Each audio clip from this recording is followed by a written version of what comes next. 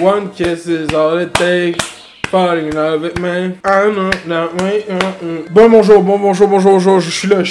42 jours d'absence, ok, je sais. 42 jours, pas d'upload sur cette chaîne. C'est la dernière fois. En temps électoral, je prends des engagements face à cette... C'est la dernière fois de l'histoire moderne de cette chaîne YouTube. Il va y avoir une absence d'upload comme ça. Faut come back strong, on restart la machine. J'ai pris les derniers mois pour méditer, prendre du recul sur ces 2 années et demie d'intense travail de 240 vidéos et podcasts, compétitionnant avec l'ensemble du milieu culturel québécois, une production inégalée, insurpassée, sans comparatif clair. Donc là, on revient, puis on est parti pour... On est parti. Fait que bonne vidéo, sérieux, merci d'être ici. Peu importe le nombre de gens, merci à tout le monde qui care à propos de cette chaîne YouTube. Let's go. One kiss is all it takes. Falling in love with me, I know I did. Shout out Dua Lipa, man. Je suis pas là à Chicago, mais shout out Dua Lipa, baby. Avant de commencer, encore un announcement. Oui, j'ai pas posté de vidéo sur cette chaîne, ça fait 42 jours, mais je suis quand même live sur Twitch à tous les jours, du dimanche au jeudi, de 18h à minuit. Pour les gens qui savent pas, c'est la meilleure diffusion au Québec, donc c'est vraiment là que ça se passe. Anyway, twitch.tv/Maire de Laval. Il s'est passé beaucoup de choses cet été. Il y a beaucoup d'histoires de médiatiques en développement, beaucoup de scandales médiatiques importants impliquant toutes sortes de sujets polarisants qui galvanisent, galvaudent les masses et qui vous intéressent d'avoir l'opinion de beaucoup de gens, le plus d'opinion possible, car qui dit explosion médiatique de sujets sensibles dit divertissement assuré pour les gens qui consomment ça de l'extérieur, bien confortable, puis qui adorent ce genre de contenu pour passer le temps. Donc, mais il y a un sujet à travers tout ça qui a marqué moi, un sujet qui nécessite d'être adressé. On a Radio-Canada, ok, qui est under fire.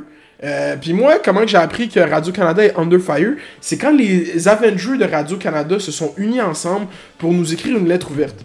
Puis quand je vous dis les Avengers de Radio-Canada, c'est sérieux. Comme les défendeurs de la liberté d'expression, d'habitude, c'est pas nécessairement eux les fervents défendeurs de la liberté d'expression. Mais là, quand j'ai vu une lettre ouverte dans la presse, signée par, puis là, je vais vous nommer, là, Céline Galipo, Patrice Roy, Guillaume Lepage, Michel Desautels, Tamara Alteresco, Anne-Marie Dussault, Annie Durocher, Charles Tisser, Alain Gravel, Marie-Louise Arsenault, Isabelle Richer, ils sont toutes là. Isabelle Craig, sont toutes là. Thomas Gerbet, sont toutes là. Je les ai même pas nommés, ok? Dis-toi que tout le monde que tu connais moindrement le nom parce que tu l'as entendu à la fin d'un reportage à Radio-Canada a signé cette lettre ouverte. Qu'est-ce qu'ils se sont unis pour défendre quoi? Qu'est-ce qui se passe? Pourquoi ces gens-là se sont tous ralliés derrière une cause? C'est quelle cause que toutes ces 30 têtes d'affiches de Radio-Canada ont choisi d'aller dans le bûcher puis dire qu'il fallait protéger? J'étais comme, wow!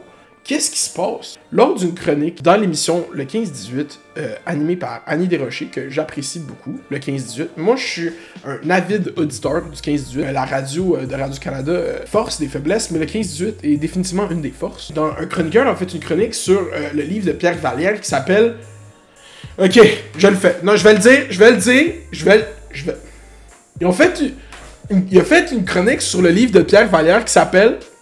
Je vais faire live comme ça passe. Je vais faire live comme ça. Ok, non, ok, on va arrêter le suspense, je vais pas le faire. Allez, 42 jours de pause, reviens dans une vidéo, quoi, pour dire... Donc, le livre de Pierre Vallière que tout le monde connaît, ok, que j'ai pas besoin de dire le nom du livre, mais j'aurais besoin de dire le nom du livre pour mettre du... Non. Une chronique où est-ce qu'il dit le nom du livre, le Blanc d'Amérique. Fill in the blank, ok? Anyway... sur le livre de Pierre Vallière, le N-word blanc d'Amérique, ok, livre que j'ai pas lu encore, que je vais lire un jour, que j'imagine que je viens de dire que j'ai pas lu, fait en sorte que comme vous prenez pas mon opinion au sérieux, mais qu'est-ce que je te dis? Qu'est-ce que je te dis? T'as-tu lu toi la biographie de Gilles Duceppe? Non, ok, ben c'est ça je pensais. Donc il fait une chronique où est-ce qu'il parle de l'ouvrage, parle de la réception de l'ouvrage, je sais pas, whatever, au 15-18, puis quelqu'un fait une plainte au CRTC disant que le mot avait pas été utilisé dans avec l'avertissement nécessaire, puis que c'était blessant, je connais pas la nature exacte de la plainte, et le CRTC a jugé que Radio-Canada devait s'excuser et lorsqu'ils allaient utiliser le mot dans le futur dorénavant, mettre soit un avertissement ou soit être plus clair dans le contexte dans lequel le mot peut être utilisé. Le langage dans la décision du CRTC est quand même vague et porte à beaucoup d'interprétations, disant que le contexte social dans lequel le mot avait été utilisé nécessitait un avertissement différent.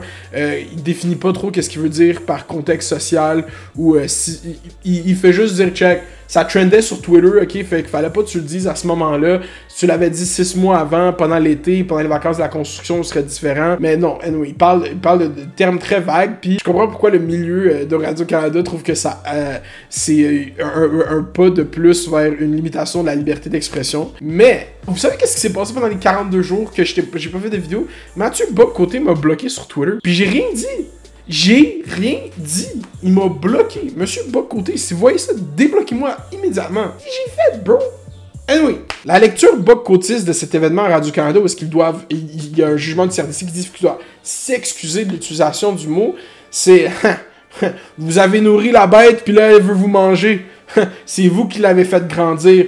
Vous naviguez dans les eaux que vous avez vous-même terraformées, tu sais. Qui se rappelle de Marie-Louise Arsenault qui se retourne vers, je me rappelle plus qui, à tout le monde en parle, puis qui dit c'est quoi être woke de toute façon? Si être pour l'avancement de la justice sociale et des droits humains, ben on est tous pour ça. Qui est contre ça? Qu'est-ce qui arrive quand on n'a pas de nuance dans les discours, puis que habituellement, si ça va pas à notre encontre, on est pour tout ce qu'on juge comme étant du progrès pour les droits humains, fait en sorte que le progrès, il arrête visiblement jamais. Là, je dis pas que pas dire le N-word, c'est trop, je dis juste que ça fait partie de la lignée que j'imaginais que Radio-Canada voulait prendre. Donc, c'est étonnant de voir que ces gens-là, qui sont habituellement les gens représentants de la culture du politiquement correct, se retrouver de l'autre côté et revendiquer le point qu'ils ridiculisent souvent quand on fait référence à la liberté d'expression, la liberté journalistique. Hey, liberté d'expression, on veut juste que tu sois pas méchant, là, arrête d'être méchant. Fait que moi, je leur retourne le point. Arrêtez d'être méchant, gang. Pourquoi vous voulez dire le N-word à la radio? C'est méchant. On n'est pas pour les droits humains. Qu'est-ce qui arrive avec vous autres? C'est un peu comme ça que moi, je lis la situation live. Je trouve juste ça ironique que tous ces gens-là viennent nous dire à quel point c'est un détriment pour leur métier. Puis honnêtement, je relate parce que je comprends. Maintenant, à cause du projet de loi C11 du gouvernement de Justin Trudeau, YouTube va rentrer sous la juridiction du CRTC. Donc, je sais pas qu'est-ce que ça implique. Si les gens peuvent faire des plaintes, quête. Donc, la décision est faite. Faut que Radio-Canada s'excuse. Donc, pour les gens qui sont pas familiers, quand Radio-Canada doit s'excuser, pendant le téléjournal, le radio-journal, le lecteur de nouvelles est comme...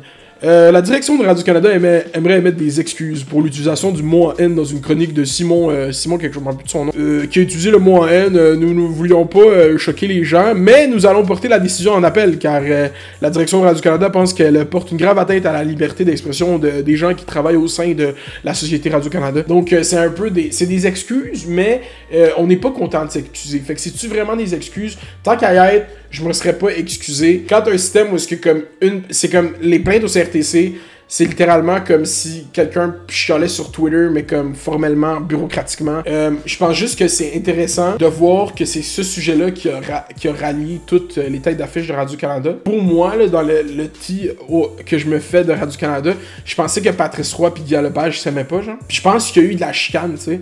Parce que le premier nom, c'est Céline Galipo, après Patrice Roy, après Guillaume Lepage, dans la lettre ouverte. Mais moi, je trouve que le placement, Guillaume Lepage, oui, c'est lui qui anime, tout le monde en parle, mais est-ce que je l'aurais vraiment mis devant Charles Tisser? Je trouve ça plus impressionnant que Charles Tisser ait signé ça que Guillaume Lepage, ancien membre de RBO, connu pour ses sketchs dégénérés et volte-face et mea culpa, tu sais. C'est la fin de Radio-Canada. Non. OK. Ben, yo, Pierre Poilievre a dit qu'il voulait fermer Radio-Canada, mais juste la CBC. Je sais pas qu'est-ce qui va se passer avec Radio-Can. Pierre Poilievre qui est en bonne figure pour gagner la chefferie du Parti conservateur et qui est le Parti conservateur qui est quand même favorable dans les sondages en ce moment. Justin Trudeau n'a pas la meilleure réputation suite à plusieurs choses qu'on connaît Justin. Mais la chose principale pendant les 42 jours d'absence, c'est que Justin s'est coupé les cheveux. Fait que ça a fait en sorte qu'il a descendu dans les sondages. Là, c'est là qu'on voit vraiment comme le tissu du système démocratique canadien. C'est Justin s'est coupé les cheveux. Je sais plus si c'est un bon premier ministre. La loi sur les mesures d'urgence, c'était un peu excessif. On peut somewhat tous agree qu'avoir une entité gouvernementale gouvernementale qui contrôle le speech des journalistes, c'est pas bien. Surtout quand cette entité gouvernementale, on a déjà l'impression qu'elle est contrôlée par le gouvernement parce qu'elle appartient au gouvernement. Mais c'est pas contrôlé directement, guys, ok? Là, j'ai pas talk shit de dire les médias, c'est tout contrôlé par Justin pis tout. Manon Globinski, l'heure du monde, c'est pas vrai, tout ça. C'est pas ça que je dis, juste que ça a l'allure de... OK? Quand Tucker Carlson, il parle du Canada, là, il dit qu'on est une dictature communiste puis que notre média, c'est de la propagande. Quand il dit ça, genre, il parle de bonsoir, bonsoir, genre, il dit que bonsoir, bonsoir, c'est de la propagande communiste, tu sais. Fait que je suis comme, bro, genre, le pharmacien, le pharmacomrade chien. Il y a des élections le 3 octobre, je pense vraiment que le droit de dire le mot en N, le N-word, est-ce qu'on peut juste dire le N-word? Y a-tu juste une shit qu'on peut se louisianiser puis pas dire le mot en N, puis juste dire le N-word ou le Edward. Donc là, Radio-Canada s'excuse, mais s'excuse pas. Les têtes d'affiche qui ont brûlé leurs cartes se sont toutes mises sur une lettre ouverte disant que c'était pas bon pour eux de pas le dire, qu'ils devraient avoir le droit de le dire dans un contexte normal. Puis ça vient s'inscrire dans la discussion plus grosse qui a eu lieu au cours des 18 derniers mois sur la liberté académique et les situations où est-ce que des profs ont employé le mot. Le Québec aime souvent se laver les mains de n'importe quel héritage, soit colonial ou raciste, mais faut pas faire comme si ça existait pas sous prétexte qu'on s'ostine sur la terminologie systémique, ça aime pas ça, mais pendant qu'on s'ostine, ça existe juste pas. Puis dire le mot en haine, ça a aucune portée, puis c'est juste... Puis je sais que c'est pas ça que les journalistes de Radio-Canada se disent, mais je dis juste que c'est un mot qui a un historique aussi au Québec qui relève pas juste aux États-Unis. La vraie dualité, c'est que le monde, c'est comme, oh, nous, on veut le dire dans un contexte clair. Ouais, mais pourquoi tu vas pas juste dire ce mot de remplacement-là? Ouais, mais tu brimes ma liberté, mon langage. Puis c'est comme ce combat sans fin où il y a comme aucune résolution, puis que là de voir que les têtes d'affiche de Radio-Canada se positionnent autant clairement là-dessus, ça envoie un message aux gens des communautés noires qui sont comme ok, là vous sortez pour ça, puis genre le monde qui sont comme oui, ils devraient avoir le droit de dire qu'est-ce qu'ils veulent les journalistes, puis d'habitude c'est le monde qui déteste les journalistes. C'est drôle de voir du monde qui déteste comme les journalistes puis qui disent qu'ils trahissent une idéologie qui va mener à l'effondrement de la société occidentale, que là ils ont raison puis ils sont donc bien bons de stand-up, c'est comme ah finalement tu trouves qu'ils sont indépendants. Cette contradiction est drôle. Même les gens qui sont vraiment pour comme la liberté d'utiliser le mot dans un contexte clair, voient l'acharnement puis l'entêtement sur ce mot-là, comment c'est perçu par les gens des communautés noires, parce que c'est la seule moment où est-ce qu'ils voient que vous prenez littéralement position parce que ça vous affecte. C'est comme tous ces gens-là de Radio-Canada, je les ai jamais vus unis sur un autre sujet. Là. C'est comme quand toutes nos compagnies de télécom, soudainement Bell puis Québécois collaborent ensemble pour pas que Verizon rentre ici. Ben oui, c'est pour votre bien, c'est pour votre bien. Ah, ok, maintenant, c'est comme, ah oui, là, vous avez, vous pouvez prendre position puis dénoncer. C'est comme sur ce issue-là, puis genre, juste prendre un step back. En dehors de vous pouvez garder votre position, je l'appelle pas à changer de position, mais juste réaliser comment c'est perçu, qu'est-ce que ça envoie comme message. C'est vraiment ça la lecture que je veux apporter de ça. C'est pas nécessairement « Oh non, moi je suis pour, ils ont le droit de dire le mot, man, stick, fucking, on dit plus rien, on peut plus rien. » Genre, good, mais qu'est-ce que ça envoie comme message? Est-ce que vous pensez vraiment que Radio-Canada a bien fait de s'excuser, mais de porter la décision en appel, puis de donner des excuses à moitié, tant qu'à y être, donner juste pas d'excuses? Qu'est-ce que vous pensez des têtes d'affiche de Radio-Canada qui s'unissent derrière un sujet, finalement? Est-ce que vous pensez qu'ils ont bien fait, qu'ils ont mal fait? Est-ce que vous êtes fiers qu'on ait une culture descendante des Lumières qui s'ouvre sur l'universalisme et qui peut traiter de tout dans un contexte clair, net et précis dans le but de faire avancer les idées. Et c'est comme ça que vous idéalisez la vie intellectuelle québécoise. Dites-moi les choses comme vous les pensez. Ce fut un plaisir de faire cette vidéo.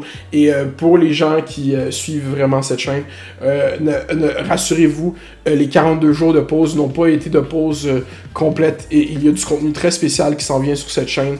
J'ai vraiment hâte que vous le voyez. Et la patience va avoir valu la peine. J'espère que vous allez aimer ça. Puis Fait d'hiver revient à la rentrée. Donc c'est ça, j'ai à dire. J'espère que vous avez aimé la vidéo. Puis on se revoit très bientôt. J'ai pu laisser passer une semaine sans faire une vidéo. Fait qu'on se revoit genre comme d'habitude avant ça.